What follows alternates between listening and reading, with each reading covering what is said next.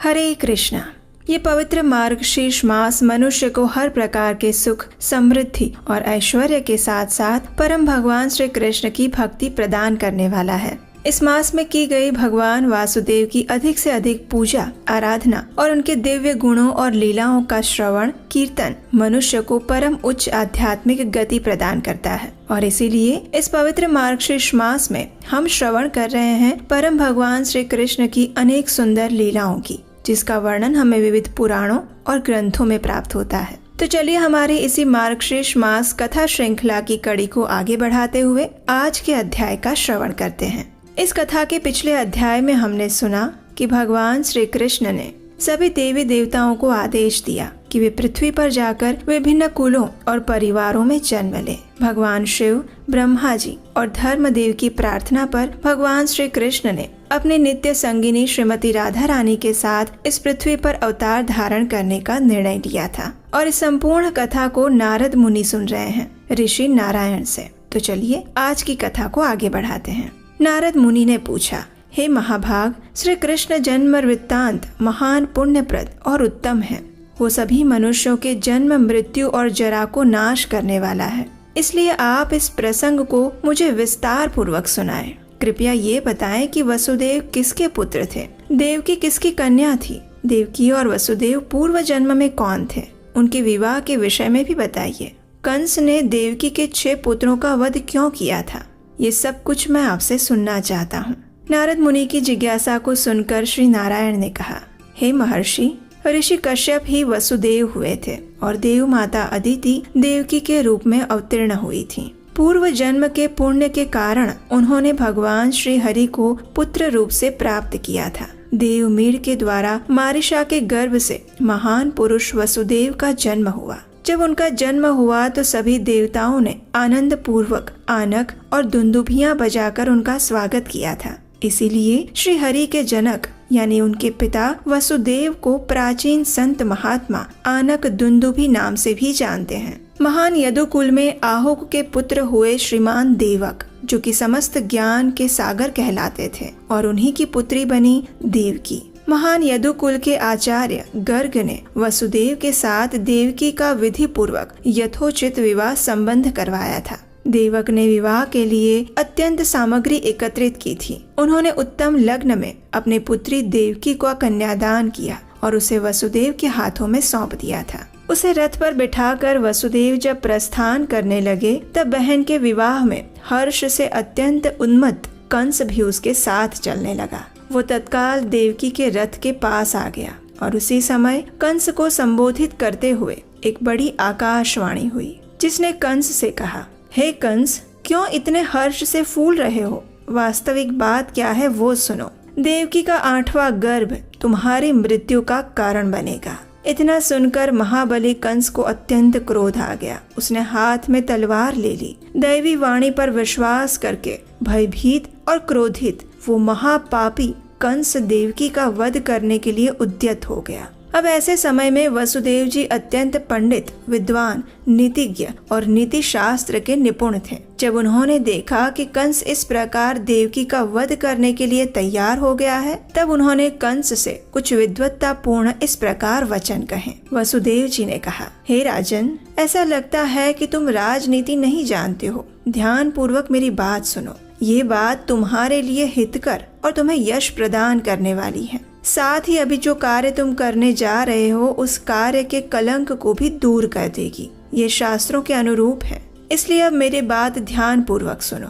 हे भूपाल, यदि इसके 8वें गर्भ से ही तुम्हारी मृत्यु होने वाली है तो भी इस बेचारी देवकी का क्या अपराध? उसका वध करके तुम अपयश क्यों प्राप्त करना चाहते हो? अपने लिए नरक का मार्ग क्यों प्रशस्त कर रहे हो? किसी भी जीव की हत्या करने से बड़ा या छोटा पाप तो लगता ही है, लेकिन ब्रह्म हत्या सबसे बड़ा पातक होता है। और जब कोई स्त्री का वध करता है तो उस मनुष्य को ब्रह्म हत्या के समान पाप लगता है। और फिर ये तो तुम्हारी बहन है, तुमने उसे पाला और पोसा है, वो तुम्हारी शरण में आई है। इसका वध अगर तुम करोगे तो तुम्हें 100 स्त्रियों की हत्या का पाप लगेगा। वास्तव में साधु पुरुष समस्त संसार को पानी के बुलबुले और स्वप्न के जैसा मिथ्या मानता है। इसीलिए वो सदैव यत्न पूर्वक धर्म का ही पालन करता है। इसलिए हे नरेश्वर, तुम अपनी इस बहन को छोड़ दो, भय मत करो, उसे मारो मत। तुम्हारी राजसभा में अनेक विद्वान हैं, तुम उन सबसे ये पूछ सकते हो कि इस विषय में क्या करना चाहिए। मैं तुम्हें वचन देता हूँ कि इसके 8वें गर्भ में जो भी संतान आएगी उसे मैं तुम्हें सौंप दूंगा। मेरा उससे कोई प्रयोजन नहीं है, और यहाँ तक कि उसकी जितनी भी संतानें होंगी उन सब को मैं तुम्हारे पास लेकर आऊंगा, क्योंकि उनमें से एक भी मुझे तुमसे अधिक प्रिय नहीं है। इसलिए हे राजेंद्र, कृपया अपनी इस भगिनी को छोड़ दो, वो तुम्हारी पुत्री के समान है। वसुदेव जी की इस प्रकार बात सुनकर कंस ने अपनी बहन देवकी को छोड़ दिया। अब वसुदेव जी अपनी प्रिय पत्नी को वापस लेकर अपने घर आ गए, और देवकी के गर्भ से क्रमशः जो 6 संतानें हुई उन्हें वसुदेव जी ने कंस को दे दिया, क्योंकि वे सत्य परायण थे और अपने वचन से बंधे हुए थे। निष्ठुर कंस ने क्रमशः उन सब को एक के बाद एक मार दिया। देवकी के 7वें गर्भ के आने पर कंस ने भय के कारण उसकी रक्षा की और विशेष ध्यान दिया, लेकिन भगवान की योग माया ने उस गर्भ को खींचकर रोहिणी के पेट में रख दिया, जो कि उस समय गोकुल में नंद महाराज के घर में रह रही थी, और रोहिणी स्वयं वसुदेव की पत्नी थी। द्वारपाल और रक्षकों ने कंस को ये सूचना दी कि देवकी का गर्भपात हो गया है और इसलिए उसका 7वां गर्भ नहीं रहा, लेकिन वास्तव में वो गर्भ रोहिणी माता के गर्भ में पहुंच चुका था, और उसी से भगवान अनंत प्रकट हुए, जो संकर्षण नाम से प्रसिद्ध हुए। उसके बाद देवकी का 8वां गर्भ प्रकट हुआ, जो वायु से भरा हुआ था। 9वां मास पूरा होने के बाद 10वां मास आने पर सर्वदर्शी भगवान ने उस गर्भ पर दृष्टिपात किया। देवकी स्वयं तो रूपवती थी ही, लेकिन भगवान के द्वारा दृष्टिपात होने पर तत्काल ही उसका सौंदर्य अनेक गुना बढ़ गया, और इस बात को कंस ने भी देखा। उसने देखा कि देवकी के मुख और नेत्र खिल उठे हैं, वो तेज से जाज्वल्यमान हो चुकी है, 10 दिशाओं को प्रकाशित कर रही है और साक्षात स्वयं ज्योति पुंज जैसी लग रही है। और उसे देखकर असुर राज कंस को अत्यंत आश्चर्य हुआ। उसने मन ही मन सोचा, इस गर्भ से जो संतान होगी अवश्य वही मेरी मृत्यु का कारण है। और इस प्रकार उसने प्रयास पूर्वक देवकी और वसुदेव की रखवाली की। उसने 7 द्वार वाले भवन में उन दोनों को बंदी बना लिया, और 10वां मास पूर्ण होने पर जब वो गर्भ वायु से पूर्ण हो गया, तब सबसे निर्लिप्त रहने वाले परम भगवान श्री कृष्ण ने देवकी के हृदय कमल में निवास किया। वसुदेव जी अब समझ चुके थे कि देवकी का प्रसव काल निकट आने वाला है, और फिर वे भगवान श्री हरि का और अधिक स्मरण करने लगे। मंत्रज्ञ मनुष्य और भाई बंधुओं की स्त्रियों को भी बुला लिया। भय के मारे वसुदेव ने विद्वान ब्राह्मण और बंधुओं को भी आदर से बुलाया, और उसी समय जब रात के 2 प्रहर बीत गए, आकाश में बादल घिराए, बिजलियां चमकने लगी, अनुकूल वायु बहने लगी, और उस समय उस बंदी गृह के सभी रक्षक निद्रा के अधीन होकर शैया पर निश्चेष्ट सो गए। ऐसा लग रहा था मानो वे सभी अचेत हो गए हों। और उस समय धर्म, ब्रह्मा, शिव आदि देवेश्वर गण वहां उपस्थित हुए और गर्भ में स्थित परम भगवान श्री कृष्ण की स्तुति करने लगे। भगवान की स्तुति करते हुए देवताओं ने कहा, हे भगवान, आप समस्त संसार की उत्पत्ति के स्थान हैं, किंतु आपकी उत्पत्ति का स्थान कोई नहीं है। आप अनंत, अविनाशी, निष्पाप, सगुण, निर्गुण और महान ज्योति स्वरूप हैं। आप निराकार होते हुए भी भक्तों के अनुरोध से साकार बन जाते हैं। आप पर किसी का अंकुश या नियंत्रण नहीं है। आप संतों को सुख देने वाले, दुष्टों को दुख देने वाले और दुर्गम स्वरूप एवं दुर्जनों के नाशक हैं। इस प्रकार देवताओं ने बारंबार अपने आँखों में हर्ष के अश्रु के साथ भगवान को प्रणाम किया और उनकी स्तुति की। उन सभी ने फूलों की वर्षा की, और इस प्रकार भगवान की स्तुति करके, उन्हें प्रणाम करके सभी देवता अपने अपने लोक में चले गए। और उसके बाद भारी मात्रा में वर्षा होने लगी। संपूर्ण मथुरा नगरी अचेत होकर सो गई। वो रात्रि घोर अंधकार से व्याप्त थी। जब रात्रि के 7 मुहूर्त निकल गए और 8वां उपस्थित हुआ, तब मध्य रात्रि के समय में सर्वोत्कृष्ट शुभ लग्न आया। वो वेदों से अतिरिक्त और दूसरों के लिए दुर्ज्ञेय लग्न था। उस लग्न पर, उस मुहूर्त में मात्र शुभ ग्रहों की दृष्टि थी। रोहिणी नक्षत्र और अष्टमी तिथि के संयोग से जयंती नामक योग संपन्न हुआ। और हे मुने, जब अर्ध चंद्रमा का उदय हुआ तो उस समय देखकर भयभीत हुए सूर्य आदि सभी ग्रह आकाश में अपनी गति के क्रम को लांघकर मीन राशि के लग्न में जा पहुँचे। विधाता की आज्ञा से एक मुहूर्त के लिए वे सभी ग्रह प्रसन्नता पूर्वक 11वें स्थान में जाकर बस गए। मेघ वर्षा करने लगे, शीतल वायु बहने लगी, पृथ्वी अत्यंत प्रसन्न हो गई, 10 दिशाएं स्वच्छ हो गई। ऋषि, मनु, यक्ष, गंधर्व, किन्नर, देवता, देवियां भी प्रसन्न थे। अप्सराएं नृत्य करने लगी, गंधर्व राज और विद्याधरियां गीत गाने लगे, नदियां सुखपूर्वक बहने लगी, अग्निहोत्र की अग्नियां प्रसन्नता पूर्वक जलने लगी, स्वर्ग में दुंदुभियों और आनकों की मनोहर ध्वनि सुनाई देने लगी, खिले हुए पारिजात के पुष्पों की झड़ी लग गई और पृथ्वी देवी स्वयं नारी का रूप लेकर सूतिका गार में आ गई। और उसी समय सती देव की वहां गिर पड़ी, उनके पेट से वायु निकली और वहीं भगवान श्री कृष्ण दिव्य रूप धारण करके देवकी के हृदय कमल के कोश से प्रकट हो गए। उनका शरीर अत्यंत कमनीय और परम मनोहर था। 2 भुजाएं थीं, हाथ में वंशी शोभा पा रही थी, कानों में मकर आकृति कुंडल झलमला रहे थे, मंद हास्य से मुख की शोभा बढ़ रही थी।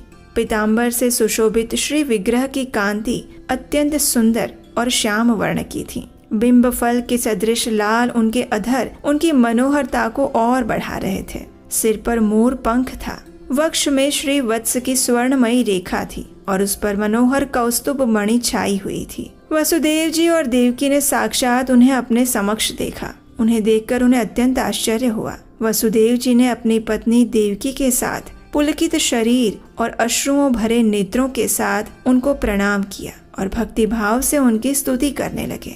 वसुदेव जी ने कहा, हे भगवान, आप इंद्रियातीत, अविनाशी, निर्गुण, सर्वव्यापी, ध्यान से किसी के वश में न होने वाले, सबके ईश्वर और परम परमात्मा हैं। हे प्रभु, आप सर्वेश्वर, सर्वरूप, सर्वांतक, अविनाशी, सर्व आधार, निराधार और निर्व्यूह हैं। मैं भला आपकी क्या स्तुति कर सकता हूँ? भगवान अनंत भी आपका स्तवन करने में असमर्थ है। स्वयं सरस्वती देवी भी आपकी स्तुति नहीं कर सकती। वेदों को प्रकट करने वाले चतुर्मुख ब्रह्मा जी भी, जिनके स्तवन में सर्वदा अक्षम है, उन आपका स्तवन ऋषि, देवता, मुनिंद्र, मनु और मनुष्य कैसे कर सकते हैं? जब श्रुतियाँ आपकी स्तुति नहीं कर सकती तो भला विद्वान लोग क्या ही कर पाएंगे। हे प्रभु, मेरी आपसे इतनी ही प्रार्थना है कि कृपया आप इस दिव्य शरीर को त्याग कर एक सामान्य बालक का स्वरूप धारण कर लीजिए। मुझे कंस से भय लग रहा है। इस प्रकार वसुदेव जी ने भगवान श्री कृष्ण की स्तुति की। पुराणों में बताया गया है कि जो भी मनुष्य वसुदेव जी द्वारा की गई इस स्तुति और स्तोत्र का पाठ करता है, उसका श्रवण करता है, वो परम भगवान श्री कृष्ण के चरणार विंदों की भक्ति प्राप्त कर लेता है। जो भी मनुष्य विशिष्ट और हरि के भक्त ऐसे पुत्र की कामना रखते हैं, उन्हें इस स्तुति का पाठ और श्रवण करना चाहिए। वो समस्त संकटों से शीघ्र ही पार हो जाते हैं और शत्रु के भय से छूट जाते हैं। वसुदेव जी की प्रार्थना सुनकर भक्तों के ऊपर अनुग्रह करने के लिए परम भगवान श्री कृष्ण ने उनसे कहा, हे वसुदेव, मैं तुम्हारी तपस्याओं के फल स्वरूप तुम्हारा पुत्र बना हूँ। तुम अपनी इच्छा अनुसार वरदान मांगो, तुम्हारा कल्याण होगा और उसमें कोई संशय नहीं है। पूर्व काल में तुम तपस्वियों में श्रेष्ठ प्रजापति कश्यप थे और ये सुतपा माता अदिति तुम्हारे साथ थी। तुमने अपनी इन तपस्विनी पत्नी अदिति के साथ तपस्या द्वारा मेरी आराधना की थी। वहाँ मुझे देखकर तुमने मेरे समान पुत्र होने का वर मांगा था और मैंने भी तुम्हें ये वरदान दिया कि मेरे समान पुत्र की तुम्हें प्राप्ति होगी। लेकिन तुम्हें वर देने के बाद मैंने मन ही मन विचार किया कि मेरे समान तो इस त्रिभुवन में कोई नहीं है, इसीलिए मैं स्वयं ही तुम्हारे पुत्र भाव को प्राप्त हुआ। आप स्वयं कश्यप ऋषि हैं और तपस्या के प्रभाव से इस समय मेरे पिता वसुदेव बने हैं। ये उत्तम तपस्या वाली पतिव्रता देव माता अदिति ही इस समय अपने अंश से मेरी माता देवकी के रूप में प्रकट हुई हैं। आप और माता अदिति से ही मैं अंश रूप में यानी वामन रूप में अवतीर्ण हुआ था, किंतु इस समय आपके तप के प्रभाव से मैं परिपूर्णतम परमात्मा ही पुत्र रूप में प्रकट हुआ हूँ। हे महामते, तुम अब जीवन मुक्त हो चुके हो। अब तुम मुझे लेकर शीघ्र ही व्रज में जाओ और यशोदा के घर में मुझे रखकर वहाँ उत्पन्न हुई माया को लेकर आओ। यशोदा ने अभी अभी एक पुत्री को जन्म दिया है। उस पुत्री रूपी योग माया को यहाँ अपने पास लेकर रख लो, तुम्हारा अवश्य कल्याण होगा। इस प्रकार कहकर भगवान श्री हरि वहाँ से अंतर्ध्यान हो गए। उन्होंने बाल शिशु का रूप धारण कर लिया। अपने सुंदर श्यामल पुत्र को पृथ्वी पर नग्न भाव से सोया हुआ देखकर भगवान विष्णु की माया से मोहित वसुदेव जी ने अपनी सूतिकागार में सोई हुई प्रिय देवकी से कहा, हे प्रिय, देखो ये कैसा तेज पुंज है। इस प्रकार कहकर उन्होंने उस शिशु को अपनी गोद में उठा लिया। उसे लेकर वे नंद गोकुल में जा पहुँचे। मार्ग में भारी वर्षा हो रही थी। यमुना का जल उफान पर था और ऐसे में स्वयं शेषनाग छत्र बनकर उनके पीछे विराजित हो गए। यमुना नदी ने सरलता से उन्हें मार्ग प्रशस्त किया और इस प्रकार वसुदेव बिना किसी अवरोध के नंद गांव में पहुंच गए। नंद गांव में यशोदा नींद से अचेत हो रही थी। उन्होंने शैया पर उन्हें निद्रित अवस्था में देखा। उनके साथ ही नंद महाराज भी अचेत अवस्था में सोए हुए थे। घर में कोई भी व्यक्ति जाग नहीं रहा था। वसुदेव जी ने देखा कि तपाए हुए सुवर्ण के समान गौर कांति वाली एक नग्न बालिका उस समय यशोदा के पास में सो रही थी। घर की छत की ओर दृष्टिपात कर रही थी। उसके प्रसन्न मुख पर मंद मुस्कान की छाया थी। वसुदेव जी ने तुरंत ही अपने पुत्र को वहां सुलाया और उस कन्या को अपनी गोद में लेकर मथुरा की ओर प्रस्थान कर लिया। वे अपनी पत्नी के साथ सूतिकागार में आ पहुँचे और वहां अपनी पत्नी के पास उस बालिका को सुला दिया। वो बालिका जोर जोर से रोने लगी और उसे देखकर देवकी भय के मारे कांप उठी। उस बालिका ने अपनी आवाज से सोए हुए रक्षकों और सैनिकों को जगा दिया। रक्षक शीघ्र ही उठकर खड़े हो गए। उन सब ने कंस को इस बालिका के जन्म का समाचार सुनाया। बालिका को देखकर कंस को अत्यधिक प्रसन्नता नहीं हुई। उसे उस रोती हुई बच्ची पर थोड़ी भी दया नहीं आई। उस क्रूर कर्म करने वाले असुर ने बालिका को लेकर पत्थर पर पटकने के लिए आगे आया। उस समय वसुदेव और देवकी अत्यंत आदर से उससे कहने लगे, हे भ्राता श्री कंस, तुम नीति शास्त्र में निपुण हो।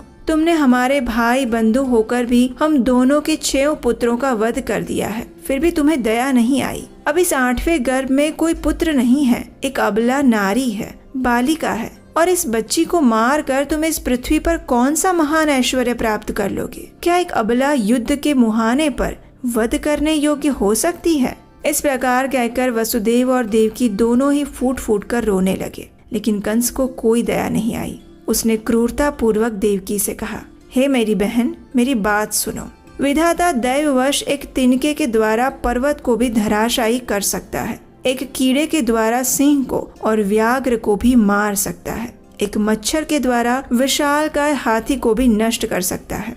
इस प्रकार विधाता जन्य के द्वारा जनक का, भक्ष के द्वारा भक्षक का और सूखे तिनके द्वारा अग्नि का भी नाश करने में समर्थ है।